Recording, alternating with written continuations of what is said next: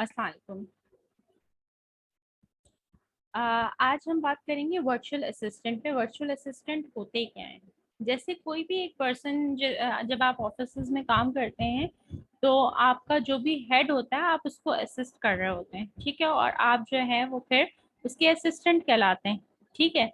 जैसे जो है वो कोई भी किसी भी अगर एक डिजिग्नेशन को असिस्ट कर रहा है तो वो उसका असिस्टेंट कहलाता है। वर्चुअल असिस्टेंट क्या होता है? वर्चुअल असिस्टेंट वो पर्सन होता है जो अपनी सर्विसेज प्रोवाइड करता है रिमोट लोकेशन से, यानी कि वो वर्चुअली प्रेजेंट होता है। वो अपने घर में बैठकर, कहीं पर भी बैठकर वो आपको अपनी सर्विसेज प्रोवाइड कर सकता है, ठीक है। उसका फिजिकली प्रेजेंट होना आपके ऑफिस में या आपके सामने जरूरी नहीं होता। अब जब हम अमेज़ॉन की बात करते हैं तो अमेज़ॉन पे भी जो है वो वर्चुअल असिस्टेंट की ज़रूरत पड़ती है जो अपनी सर्विसेज प्रोवाइड करते हैं, क्योंकि अमेज़ॉन पे जब हम सेलिंग शुरू करते हैं तो बहुत सारे स्टेजेस होते हैं। ऐसा नहीं होता कि हम अमेज़ॉन पे जाते हैं और कहते हैं कि हमें ये प्रोडक्ट जो है वो सेल करनी है और हम बस कहते हैं अमेज़ॉन से कि हमने ये सेल करनी है और अमेज़ॉन कहता है कि ठीक है जी, आप कल से शुरू कर दीजिए। नहीं, ऐसा नहीं होता। आप अमेज़ॉन के लिए पहले चूज करते हैं कि आपको किस मार्केट प्लेस पे काम करना है। फॉर एग्जांपल यूएसए में करना है, यूके में करना है, कनाडा में करना है। फिर आप वहाँ के एतबार से आप जो है वो प्रोडक्ट सर्च करते हैं, ठीक है। फॉर एग्जांपल अब एक बात के एग्जांपल के तौर पे मैं आपको बता रही हूँ कि आप कराची में हैं, ठीक है। कराची में हमें पता है कि कराची में सी साइड है।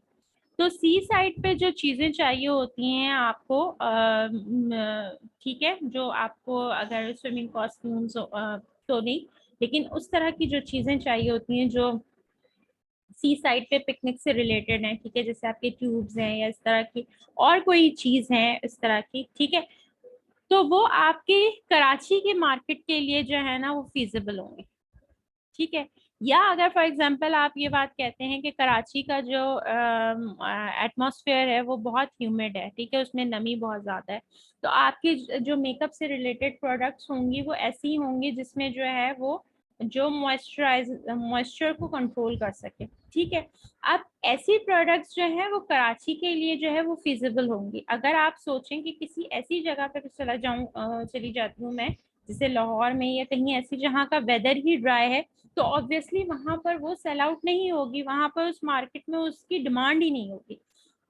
यही चीज जो है ना वो हम जो है अमेजोन पे काम करते हुए देखते हैं कि जो प्रोडक्ट हम चूज कर रहे हैं उसकी उस मार्केट में डिमांड है, उसका कंपटीशन कितना है। ऐसा तो नहीं है कि अगर हमने फॉर एग्जांपल कोई चीज एक चूज कर लिया, हमने फ्राइंग पैन चूज कर लिया है, अब ठीक है डिमांड तो है लेकिन कॉम्पिटिटर्स बहुत ज्यादा वहां पर लोग सेल आउट ऑलरेडी कर रहे हैं, ठीक है। तो हमें एज अ न्यू सेलर वहां पर बहुत सारी मुश्किलात होंगी, ठीक है। ये एक स्टेप होता है। फिर उसके बाद जाहिर सी बात है आप जब सोच लेते हैं कि ठीक है मुझे इस प्रोडक्ट को जो है वो सेल करना है, तो आपको कहीं ना कहीं से वो प्रोडक्ट परचेज करनी होती है, जिसको हम सोर्सिंग कहते हैं। भले से आप वो चाइना से ही करें या कहीं से भी करें, उसके लिए भी आपको एक असिस्टेंट की जरूरत होती है। फिर आप अमेजोन पे अपनी लिस्टिंग क्रिएट करते हैं। लिस्टिंग का मतलब ये होता है कि आप अपनी प्रोडक्ट की डिटेल्स देते हैं, उसका टाइटल है, उसका डिस्क्रिप्शन है कि वो है क्या चीज़, ठीक है, उसकी इमेजेस लगाते हैं, ठीक है, उसकी बाकी की डिटेल्स आप सारी चीज़ें मेंशन करते हैं अमेजोन के पेज पर, ठीक है। ये आपकी लिस्टिंग कहलाती है। इसके लिए भी अगेन आपको एक असिस्टेंट की ज़रूरत पड़ती है। उसके बाद आप लॉन्चिंग करते हैं। लॉन्चिंग के बाद क्योंकि आपकी प्रोडक्ट नई होती है, ठीक है, तो जैसे जो कोई भी फॉर एग्जांपल कोई भी बंदा एक नई शॉप खोलता है तो वो पहले प्रमोशन करता है, ठीक है, अपने जो है वो डिफरेंट पॉपलेट्स जो है वो बांट रहा होता है, ठीक है, बताने के लिए कि हाँ मैं ये चीज कर रहा हूँ। कोई ऑफर दे रहा होता है, फॉर एग्जांपल किसी ने बर्गर की दुकान खोली तो उसने कहा कि भाई अगर मुझसे कोई 4 बर्गर लेगा तो मैं एक जो हूँ वो उसको फ्री में दूंगा, ठीक है। ये एक ऑफर्स लगा रहे होते हैं। तो इसी तरह से ये सारे काम जो है अमेजोन पे भी होते हैं एज अ न्यू सेलर, ठीक है, कि हम प्रमोशन कर रहे होते हैं डिफरेंट तरीके के, वो भी बहुत कई तरह के होते हैं। तो उसके लिए भी ऑब्वियसली हमें जो है वो एक असिस्टेंट चाहिए होते हैं। और फिर इन सब चीज़ों के बाद भी जो है आपके अकाउंट को मैनेज करने के लिए कि अब आपकी इन्वेंट्री ख़त्म हो रही है, आपको वापस से इन्वेंट्री मंगवानी है, उसके लिए आपको जो है ज़ाहिर सी बात है इनवॉइसेस भेजने हैं, जो भी चीज़ें, जो भी सारा आपका प्रोसीजर होता है वो इन सब चीज़ों के लिए जो है आपको वर्चुअल असिस्टेंट चाहिए होते हैं, ठीक है। तो अमेज़न पे भी जो है वो वर्चुअल असिस्टेंट मौजूद होते हैं जो अमेज़न के बिजनेस से रिलेटेड जो है वो सेलर्स को हेल्प आउट करते हैं, ठीक है। अब हम बात करते हैं कि वर्चुअल असिस्टेंट की क्वालिटीज क्या होनी चाहिए।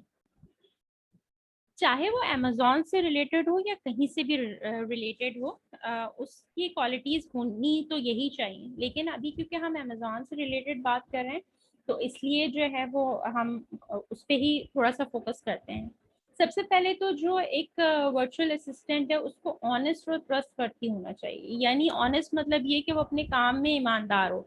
ऐसा ना हो कि वो जो भी उसका क्लाइंट है उसको कह रहा है कि ठीक है मुझे इस काम को करने में जो है ना वो 6 घंटे लगेंगे, और वो उस 6 घंटे के पैसे चार्ज कर रहा है, और वो 6 घंटे काम नहीं कर रहा, 1 घंटे काम करके बाकी 5 घंटे आराम कर रहा है। तो पहली बात तो ये कि ये डिसऑनेस्टी हो जाएगी। दूसरी बात ये कि उसको शायद पहले महीने में अंदाजा ना हो, दूसरे महीने में नहीं हो, तीसरे महीने में उसको डेफिनेटली इस बात का अंदाजा हो जाएगा कि नहीं ये तो कुछ मसला हो रहा है, ठीक है, ये उतनी डेडिकेशन से काम कर नहीं रहा है वरना तो मुझे रिजल्ट मिल जाता, ठीक है।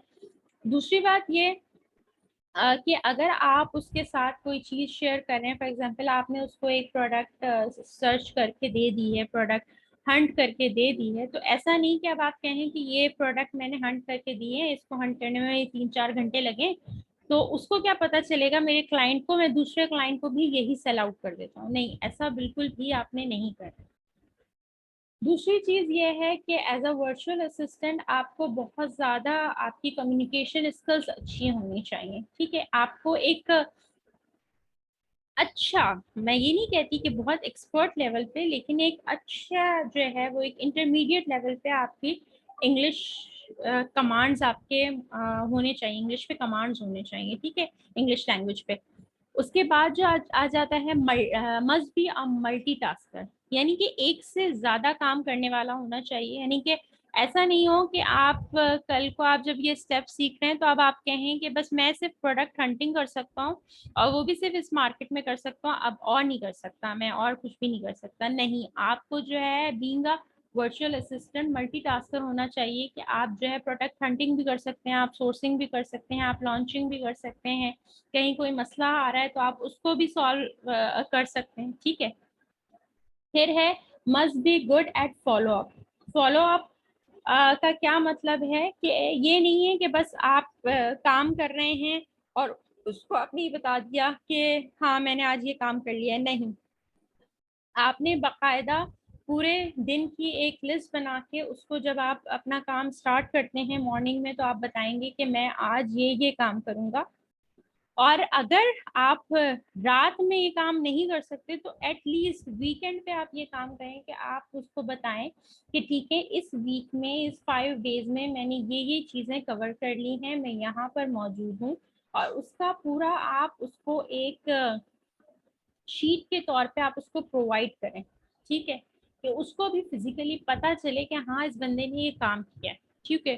कंट्रीब्यूटिंग टू बिजनेस ग्रोथ, यानी कि आपका कंट्रीब्यूशन होना चाहिए, आप उसके बिजनेस को ये सोचकर आप असिस्ट करें कि हाँ मतलब ये मेरा भी बिजनेस है, ये नहीं कि हाँ ठीक है कोई बात नहीं यार मैं कर लेता हूँ, प्रोडक्ट हंटिंग कर लेता हूँ, चल गई तो चल गई, नहीं चली तो मेरा कुछ थोड़ी नुकसान होना है, मैंने अपने पैसे थोड़ी लगाए। नहीं, ऐसा नहीं करना है आपने। आपने अपने क्लाइंट के पैसे को भी अपना ही पैसा समझना है। फिर must be a quality work provider, यानी कि आपने अगेन फिर वही वाली बात है कि आपने एक क्वालिटी वर्क प्रोवाइड करना है। ये नहीं कि बस आपने कहा कि बोझ उतारा कि बस ठीक है ये सही है, ऐसा हो गया। फिर उसके बाद है good at outsourcing for the sake of expansion, ठीक है। आप आउटसोर्स करने में भी अच्छे हो। आउटसोर्स का क्या मतलब होता है, फॉर एग्जांपल ये कि फॉर एग्जांपल मैंने कहा कि अच्छा ठीक है मैं प्रोडक्ट हंटिंग कर रही हूँ इस वक्त, ठीक है, अब मैं एक क्लाइंट के लिए प्रोडक्ट हंटिंग कर रही हूँ, उसी बीच में जो है वो मेरे पास दूसरा क्लाइंट आ जाता है और वो कहता है कि प्लीज मुझे आपसे ही प्रोडक्ट हंटिंग करवानी है, ठीक है। तो आप क्या कर सकते हो, चेक तो आप ही करोगे ऑब्वियसली, क्योंकि आपके पास चीज आएगी तो आप उसको देखोगे, चेक करोगे कि हाँ ये चीज सही है, मैं अपने क्लाइंट को आगे फॉरवर्ड कर सकता हूँ। तो आप क्या करेंगे कि आप वो किसी और से प्रोडक्ट हंट करवाएंगे, उसको एक तरह से चेक करेंगे, उसकी सारी चीजें देखेंगे कि हाँ ठीक है ये इस चीज में भी सही है, इस चीज में भी, और आपको ये लगेगा कि 100% ओके है, तो आप अपने क्लाइंट को वो दे देंगे। तो इससे क्या होगा कि जब आपकी ग्रोथ होना शुरू होगी आपके इस सर्विसेज के उसमें, तो फिर क्या होगा कि आप जो है ना आउटसोर्स भी करवा सकेंगे। अगर आपको आउटसोर्सिंग आती ही नहीं होगी तो फिर क्या होगा कि आपके हाथ से क्लाइंट्स जाते रहेंगे, ठीक है, और मतलब फिर जाहिर सी बात है आपका एक्सपेंशन नहीं हो पाएगा। Must be a helping hand to new commerce.